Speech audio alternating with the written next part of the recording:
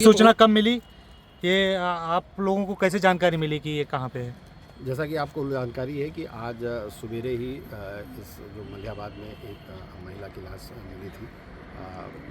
उसका जो है एक मुख्य आरोपी था वो जिसका नाम दिनेश था, वो गिरफ्तार हुआ था।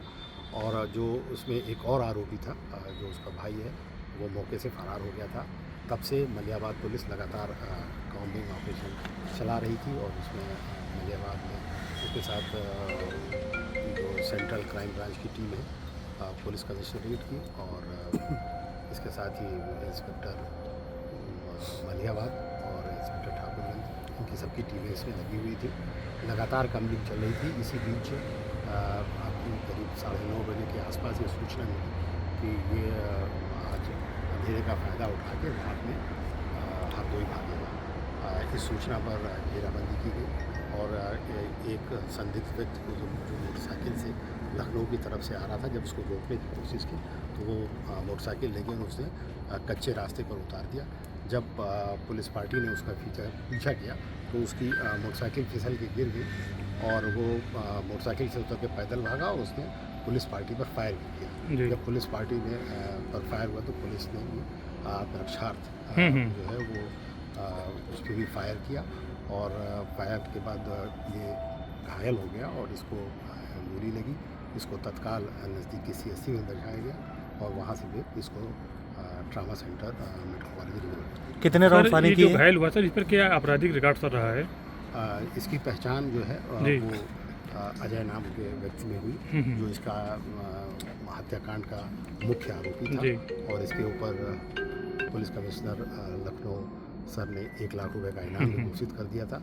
और इसके ऊपर अभी तक की जानकारी के हिसाब से करीब 20 मुकदमे हैं। हाँ सर, अजय की बात की जाए या फिर इससे पहले एक साथी की बात की जाए, इससे पहले एक साथी गिरफ्तार हुआ है, ये इसके साथ मुठभेड़ हुई है। जिस तरीके से आलमबाग में इसने घटना को अंजाम दिया था, कैसे इस महिला को इसने ट्रैक किया था और कैसे इस महिला को यहाँ तक लेके पहुँचा था? ये आपको जानकारी होगी कि 18 तारीख की बात है। उसमें देर रात एक महिला जो बनारस से लखनऊ आई थी और इसने अपने भाई को आलमबाग बस स्टेशन से फ़ोन किया था कि वो चिन्हट में उसके घर आ रही है और टेम्पो पर सवार हो गई है।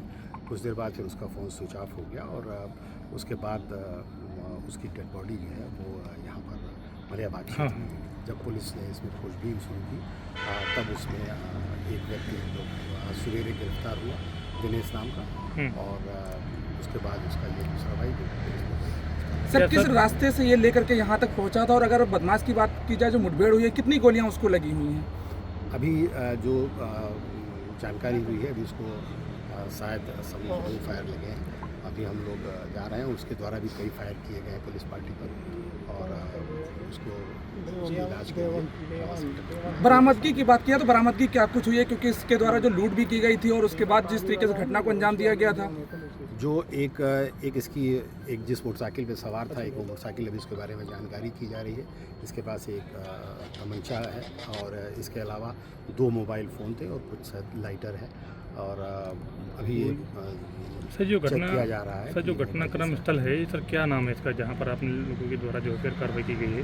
ये काकोरी से जो मलियाबाद रोड जा रही है। सर ये जो घटना हुई थी इसमें अगर ऑटो चालक की बात की जाए, एक ऑटो जो बरामद किया गया इससे पहले जो गिरफ्तारी की गई है, तो इन दोनों लोगों की क्या कुछ भूमिका रहती थी? आखिर दोनों लोग साथ में चलते थे या फिर जिस समय घटना किया है दोनों लोग आपस में रास्ते में मिले या वहीं से पूरा ट्रैक किया गया था? जो जानकारी हुई है, जो सवेरे पूछताछ दिनेश से हुई थी, उसमें उसने ये बात बताई थी कि वो महिला को जो लखनऊ का रास्ता नहीं जानती है उसको वो बैठा कर लेके आया था और ये रास्ते में जो किसान पथ के पास ये से मिला और दोनों लोग उसको ले गए और उसके साथ गलत कार्य करने की कोशिश की। जब उसने उसका विरोध किया तो उसको उसने गलत। इस घटना में सर ये जानकारी पाया 2 ही लोग थे या अन्य लोग भी शामिल रहे हैं सर?